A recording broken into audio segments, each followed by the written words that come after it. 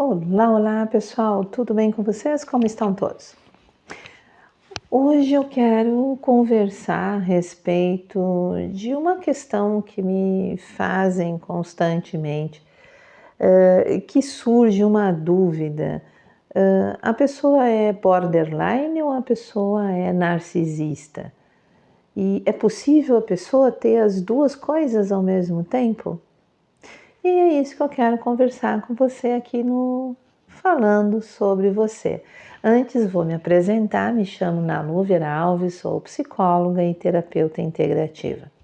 E vou pedir agora, porque eu tenho esquecido de fazer o pedido de dar o joinha, dar o ok no vídeo, assinar o canal aí embaixo, inscrever ou subscrever, fazer comentários. As pessoas têm comentado bastante, têm pedido os assuntos, né? E compartilhe para que outras pessoas também tirem essa dúvida.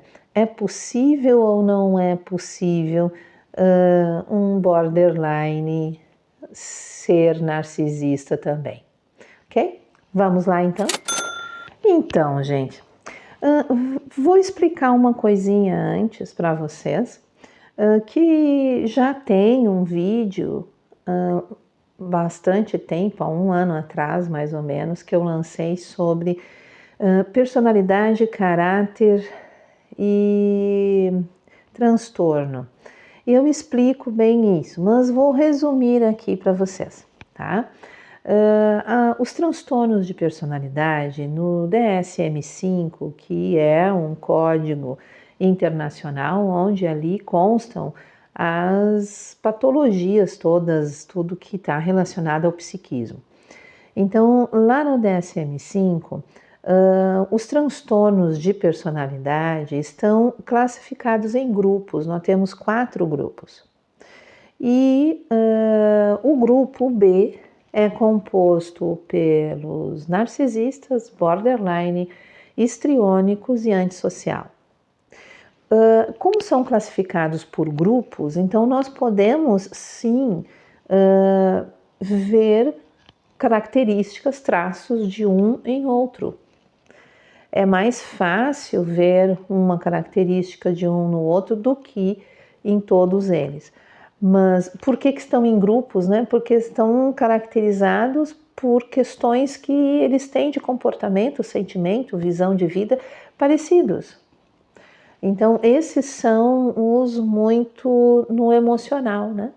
São muito colocados na questão do emocional. Então, o fato de estarem no mesmo grupo, passa a ser mais fácil, sim, nós encontrarmos. Então, em primeiro momento, a gente tem que ter esse entendimento, tá? Então, não é uma doença, nenhum desses que eu citei, nenhum transtorno de personalidade é uma doença, ou seja, não se trata para cura, mas se trata para conter os sintomas de comportamento, sentimentos e etc. Então, o que a gente vai tratar, medicar, se necessário for, são as comorbidades, né? Aquilo que vem junto, né? Então, de repente, a gente encontra aí, em algum momento, um narcisista que apresenta depressão, vai se tratar a depressão, não vai se tratar o narcisismo, porque é um jeito de ser, não é uma doença. Então, em função disso, tendo essa visão muito assim por cima, rápida, né? Muito simples assim, a gente volta ali. Borderline pode ter características de narcisista? Sim, pode ter. Foi feito estudos nos Estados Unidos, que depois aí na descrição até coloco de onde veio a informação, que 40% dos borderlines estudados, tratados, eles têm traços narcisistas. 40%. Então, é um número muito grande. Então, por isso que muitas pessoas ficam na dúvida, mas a minha mãe, será que é narcisista ou ela é borderline? Porque ela tem umas coisas assim de um e de outro. Meu irmão, meu tio, meu pai, meu amigo, amiga, meu namorado, meu marido, minha esposa. Então, as pessoas ficam muito na dúvida porque tem um pouco daqui, um pouco dali. Um narcisista com traços borderline já não, tá, gente? Porque a característica típica do narcisista é a sua onipresença, né? É aquela coisa, ele em primeiro lugar, ele é o máximo, ele precisa de aplauso, ele tem que ser o melhor, né? Já o borderline não tem essa característica, né? O borderline nem tem noção, ele não tem aquela noção clara de quem ele é. Tanto que ele muda, né? Ele é conhecido até como camaleão, porque ele muda o seu jeito quando se envolve com alguém, seja uma amizade ou seja um relacionamento afetivo. E ele faz isso com uma maestria muito grande, porque ele precisa, como ele não tem uma identidade própria, ele não sabe quem ele é, então ele se apodera então daquela imagem do outro. Ah, então tá, então eu vou ser que nem ele, então eu vou ter uma identidade. Isso já não acontece com o narcisista, né? Então a gente encontra borderlines com traços narcisistas. E quais são esses traços, né? São aqueles traços mais agressivos, mais de estourar, de brigar, que o border também tem, né? Mas com uma certa perversidade. Aquele momento de eu manipulo, eu consigo, eu comando, eu estou no poder, eu estou no controle da situação. Então, o border, ele mostra em alguns momentos esse tipo de comportamento, de estar com controle, de dominar, de manipular. E de repente ele entra naquele outro comportamento de eu sou uma vítima, coitada de mim, eu não sei o que fazer, não sei para onde ir, não me abandone, não me deixe, eu não tenho nada, não tenho ninguém. E entra em prantos e desespero, faz tudo o que o outro quer para poder tê-lo ali ao seu lado. Mas usa de uma dominação, usa de um sentimento de posse, de domínio. Muitas vezes o border também apresenta um prazer muito grande, um sadismo muito grande em fazer o outro sofrer. Ele tem uma necessidade de que o outro esteja num sofrimento tão grande quanto ele já esteve ou vivencia. Isso se assemelha muito ao narcisista, né? O prazer de ver o outro sofrer, o sadismo, né? De ver o outro sofrer. O border ele é mais dramático, né? Então nós vamos encontrar o borderline fazendo esse jogo de manipulação e sadismo através da dramaticidade.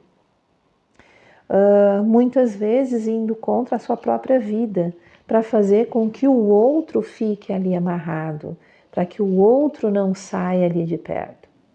E usa essa tentativa de tirar a própria vida como arma para segurar. Então passa o tempo inteiro falando e tocando no assunto e fazendo com que o outro se sinta na obrigação de estar ali cuidando, porque senão o borderline pode acabar com a própria vida.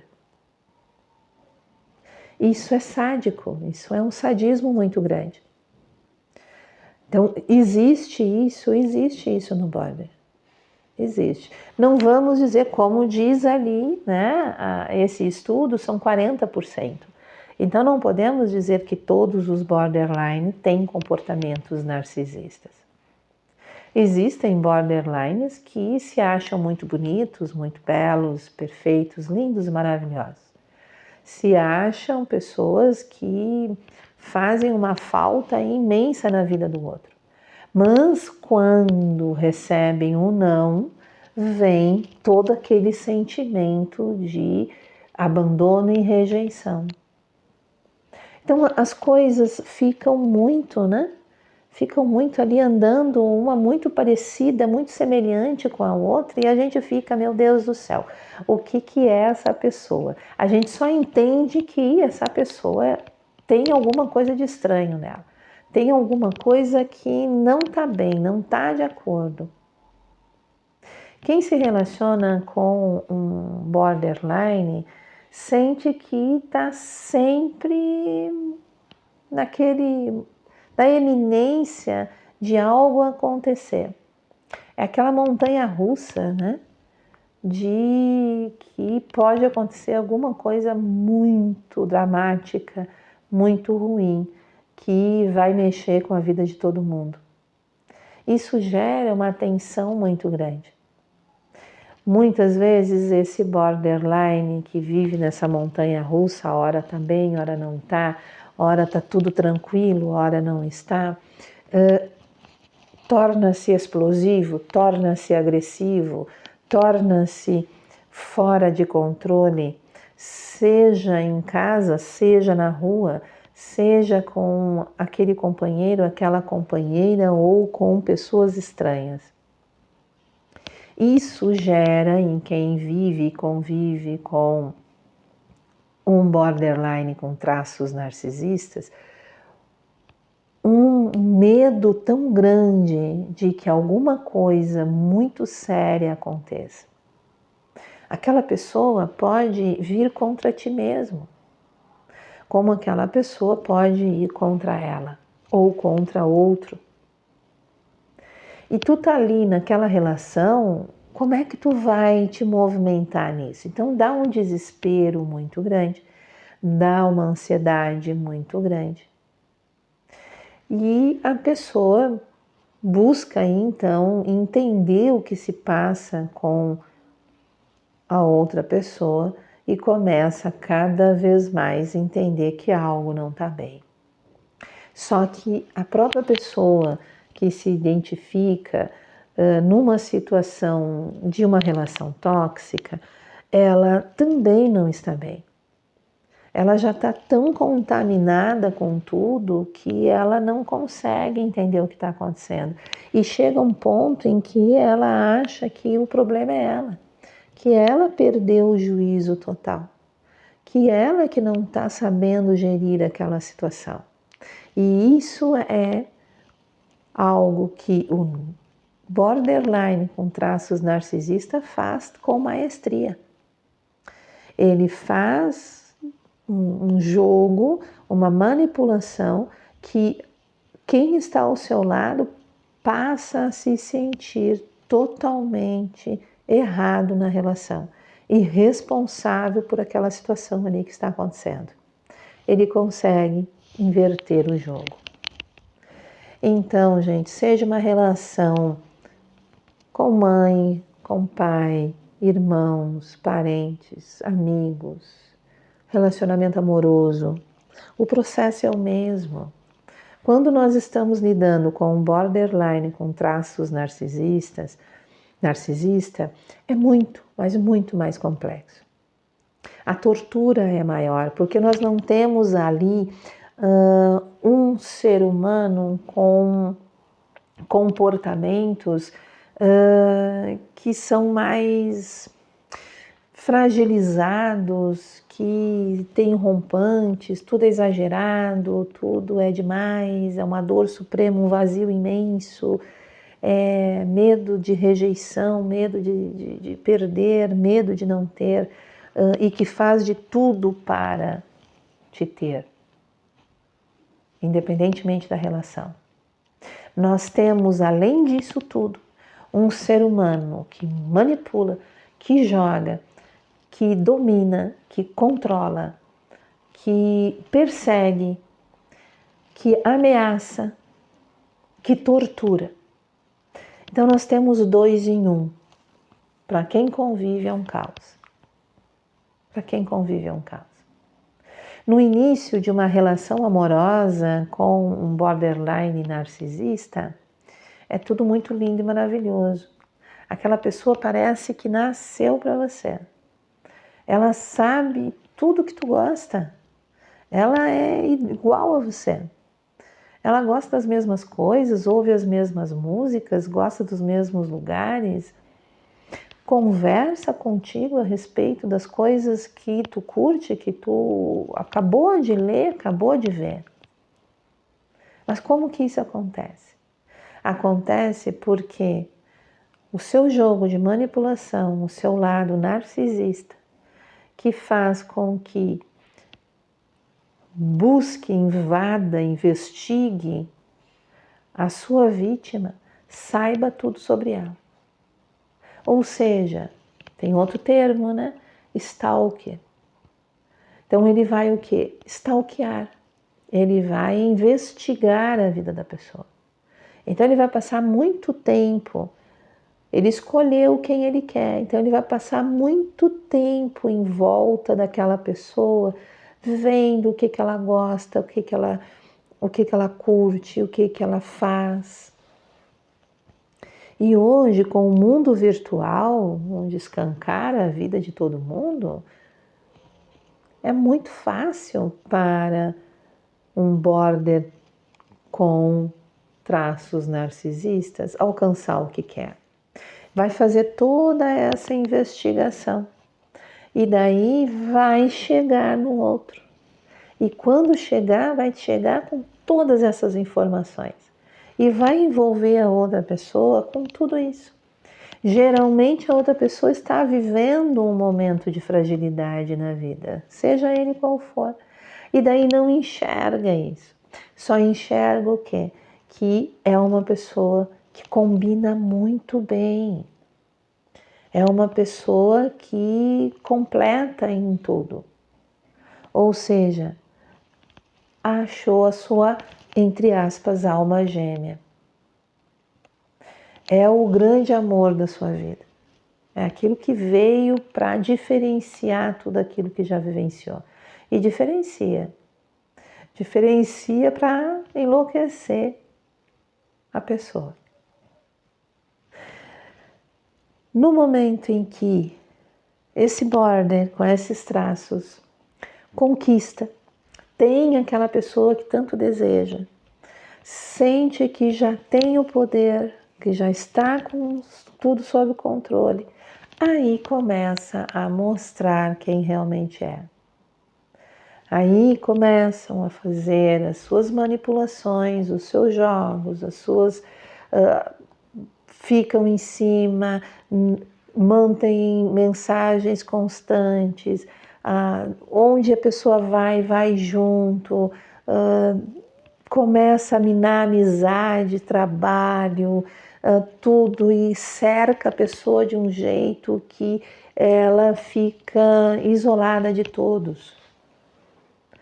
O seu trabalho, suas amizades, seus relacionamentos familiares, a pessoa não se dá conta, mas o outro está minando, está tomando conta, está ali, né, cheio de tentáculos envolvendo e agarra e suga de um jeito que o outro se vê sozinho e sugado, sem energia, sem condições de fazer movimentos, sem entender ao certo o que estava acontecendo. O sexo com pessoas assim é uma mistura de envolvimento, sedução, fazer tudo o que quer e aquela pitada de perversidade, de agressividade, de uma coisa mais que machuca o outro, mas não só na questão física, mas na questão de princípios que o outro tem.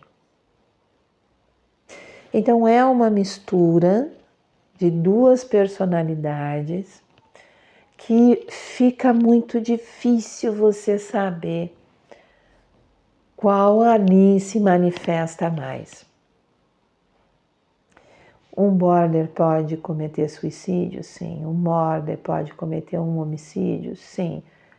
E se ele for com traços narcisista, mais ainda. Como a gente sai de uma relação dessas? Saia, vai embora. Decidiu que não quer mais, decidiu que realmente é uma relação tóxica, não quer saber, não se sente forte para mudar nada, para fazer nada, pega suas coisas e saia.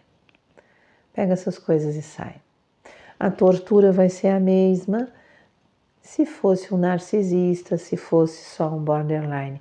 Cobranças, correndo atrás, mandando mensagens, pedindo para voltar, dizendo que vai ser diferente, que vai mudar.